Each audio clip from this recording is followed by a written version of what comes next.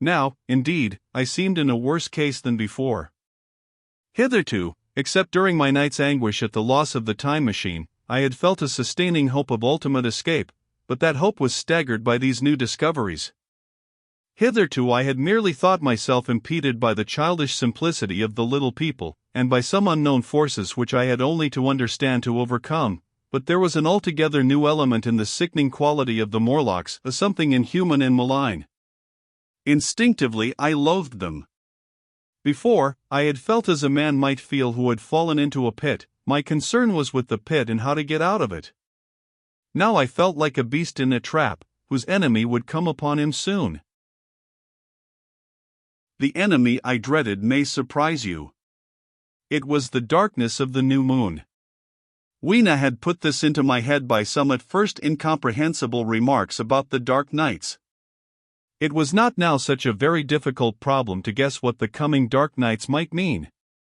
The moon was on the wane, each night there was a longer interval of darkness. And I now understood to some slight degree at least the reason of the fear of the little upper-world people for the dark. I wondered vaguely what foul villainy it might be that the Morlocks did under the new moon. I felt pretty sure now that my second hypothesis was all wrong. The upper-world people might once have been the favored aristocracy, and the Morlocks their mechanical servants, but that had long since passed away. The two species that had resulted from the evolution of man were sliding down towards, or had already arrived at, an altogether new relationship. The Eloi, like the Carlavignan kings, had decayed to a mere beautiful futility. They still possessed the earth on sufferance, since the Morlocks, subterranean for innumerable generations, had come at last to find the daylit surface intolerable. And the Morlocks made their garments, I inferred, and maintained them in their habitual needs, perhaps through the survival of an old habit of service. They did it as a standing horse paws with his foot, or as a man enjoys killing animals in sport, because ancient and departed necessities had impressed it on the organism. But, clearly, the old order was already in part reversed. The nemesis of the delicate ones was creeping on apace. Ages ago, thousands of generations ago, man had thrust his brother man out of the ease and the sunshine. And now that brother was coming back, changed. Already the Eloi had begun to learn one old lesson anew. They were becoming reacquainted with fear. And suddenly there came into my head the memory of the meat I had seen in the underworld. It seemed odd how it floated into my mind, not stirred up as it were by the current of my meditations, but coming in almost like a question from outside. I tried to recall the form of it.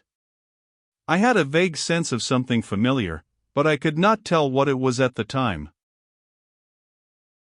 Still, however helpless the little people in the presence of their mysterious fear, I was differently constituted. I came out of this age of ours, this ripe prime of the human race, when fear does not paralyze and mystery has lost its terrors. I at least would defend myself. Without further delay I determined to make myself arms and a fastness where I might sleep. With that refuge as a base, I could face this strange world with some of that confidence I had lost in realizing to what creatures night by night I lay exposed. I felt I could never sleep again until my bed was secure from them. I shuddered with horror to think how they must already have examined me. I wandered during the afternoon along the valley of the Thames, but found nothing that commended itself to my mind as inaccessible. All the buildings and trees seemed easily practicable to such dexterous climbers as the Morlocks, to judge by their wells, must be. Then the tall pinnacles of the palace of green porcelain and the polished gleam of its walls came back to my memory, and in the evening, taking Weena like a child upon my shoulder, I went up the hills towards the southwest. The distance, I had reckoned, was 7 or 8 miles, but it must have been nearer 18. I had first seen the place on a moist afternoon when distances are deceptively diminished. In addition, the heel of one of my shoes was loose, and a nail was working through the sole. They were comfortable old shoes I wore about indoors, so that I was lame. And it was already long past sunset when I came in sight of the palace, silhouetted black against the pale yellow of the sky. Weena had been hugely delighted when I began to carry her, but after a while she desired me to let her down, and ran along by the side of me, occasionally darting off on either hand to pick flowers to stick in my pockets. My pockets had always puzzled Weena, but at the last she had concluded that they were an eccentric kind of vases for floral decoration. At least she utilized them for that purpose. And that reminds me. In changing my jacket I found. The time traveler paused, put his hand into his pocket, and silently placed 2 withered flowers, not unlike very large white mallows, upon the little table. Then he resumed his narrative. As the hush of evening crept over the world and we proceeded over the hill crest towards Wimbledon, Weena grew tired and wanted to return to the house of grey stone. But I pointed out the distant pinnacles of the palace of green porcelain to her, and contrived to make her understand that we were seeking a refuge there from her fear. You know that great pause that comes upon things before the dusk? Even the breeze stops in the trees. To me there is always an air of expectation about that evening stillness. The sky was clear, remote, and empty save for a few horizontal bars far down in the sunset. Well, that night the expectation took the color of my fears. In that darkling calm my senses seemed preternaturally sharpened. I fancied I could even feel the hollowness of the ground beneath my feet, could, indeed, almost see through it the Morlocks on their anthill going hither and thither and waiting for the dark. In my excitement I fancied that they would receive my invasion of their burrows as a declaration of war. And why had they taken my time machine? So we went on in the quiet, and the twilight deepened into night. The clear blue of the distance faded, and one star after another came out. The ground grew dim and the trees black. Weena's fears and her fatigue grew upon her. I took her in my arms and talked to her and caressed her. Then, as the darkness grew deeper, she put her arms round my neck, and, closing her eyes, tightly pressed her face against my shoulder. So we went down a long slope into a valley, and there in the dimness I almost walked into a little river. This I waded, and went up the opposite side of the valley, past a number of sleeping houses, and by a statue of fawn, or some such figure, minus the head. Here too were acacias. So far I had seen nothing of the Morlocks, but it was yet early in the night, and the darker hours before the old moon rose were still to come. From the brow of the next hill I saw a thick wood spreading wide and black before me. I hesitated at this.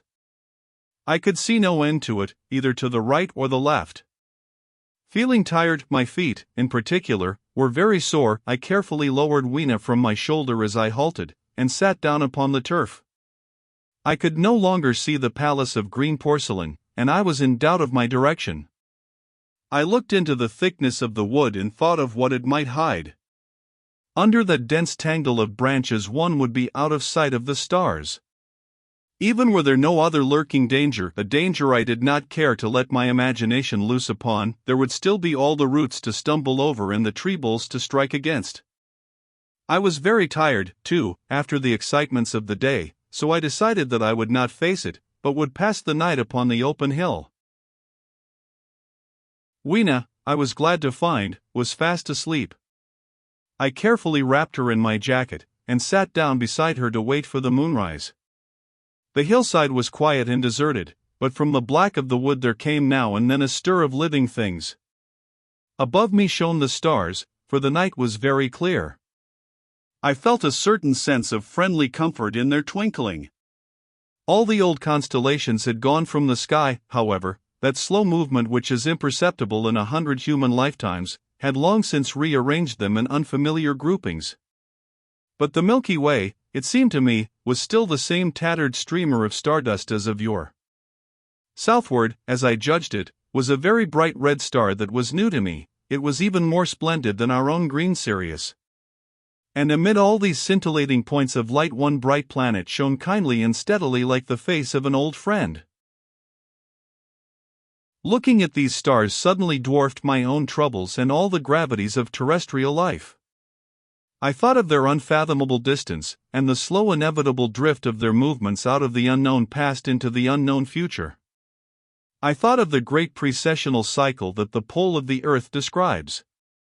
Only 40 times had that silent revolution occurred during all the years that I had traversed. And during these few revolutions, all the activity, all the traditions, the complex organizations, the nations, languages, literatures, aspirations, even the mere memory of man as I knew him, had been swept out of existence. Instead were these frail creatures who had forgotten their high ancestry, and the white things of which I went in terror. Then I thought of the great fear that was between the two species, and for the first time, with a sudden shiver, came the clear knowledge of what the meat I had seen might be. Yet it was too horrible. I looked at little Weena sleeping beside me, her face white and star-like under the stars, and forthwith dismissed the thought. Through that long night I held my mind off the Morlocks as well as I could, and whiled away the time by trying to fancy I could find signs of the old constellations in the new confusion. The sky kept very clear, except for a hazy cloud or so. No doubt I dozed at times. Then, as my vigil wore on, came a faintness in the eastward sky, like the reflection of some colorless fire, and the old moon rose, thin and peaked in white. And close behind, and overtaking it, and overflowing it, the dawn came, pale at first, and then growing pink and warm. No Morlocks had approached us. Indeed, I had seen none upon the hill that night. And in the confidence of renewed day it almost seemed to me that my fear had been unreasonable. I stood up and found my foot with the lucile swollen at the ankle and painful under the heel, so I sat down again, took off my shoes, and flung them away. I awakened Weena, and we went down into the wood, now green and pleasant instead of black and forbidding. We found some fruit wherewith to break our fast. We soon met others of the dainty ones, laughing and dancing in the sunlight as though there was no such thing in nature as the night. And then I thought once more of the meat that I had seen. I felt assured now of what it was, and from the bottom of my heart I pitied this last feeble rill from the great flood of humanity. Clearly, at some time in the long ago of human decay the Morlocks' food had run short. Possibly they had lived on rats and such like vermin. Even now man is far less discriminating and exclusive in his food than he was, far less than any monkey. His prejudice against human flesh is no deep-seated instinct. And so these inhuman sons of men. I tried to look at the thing in a scientific spirit. After all, they were less human and more remote than our cannibal ancestors of 3,000 or 4,000 years ago. And the intelligence that would have made this state of things a torment had gone. Why should I trouble myself? These Eloi were mere fatted cattle, which the ant-like Morlocks preserved and preyed upon, probably saw to the breeding of. And there was Weena dancing at my side. Then I tried to preserve myself from the horror that was coming upon me, by regarding it as a rigorous punishment of human selfishness. Man had been content to live in ease and delight upon the labors of his fellow man, had taken necessity as his watchword and excuse, and in the fullness of time necessity had come home to him. I even tried a Carlyle-like scorn of this wretched aristocracy in decay. But this attitude of mind was impossible. However great their intellectual degradation, the Eloi had kept too much of the human form not to claim my sympathy, and to make me perforce a sharer in their degradation and their fear. I had at that time very vague ideas as to the course I should pursue. My first was to secure some safe place of refuge, and to make myself such arms of metal or stone as I could contrive. That necessity was immediate. In the next place, I hoped to procure some means of fire, so that I should have the weapon of a torch at hand, for nothing, I knew, would be more efficient against these Morlocks. Then I wanted to arrange some contrivance to break open the doors of bronze under the White Sphinx. I had in mind a battering ram. I had a persuasion that if I could enter those doors and carry a blaze of light before me I should discover the time machine and escape. I could not imagine the Morlocks were strong enough to move it far away. Weena I had resolved to bring with me to our own time. And turning such schemes over in my mind I pursued our way towards the building which my fancy had chosen as our dwelling.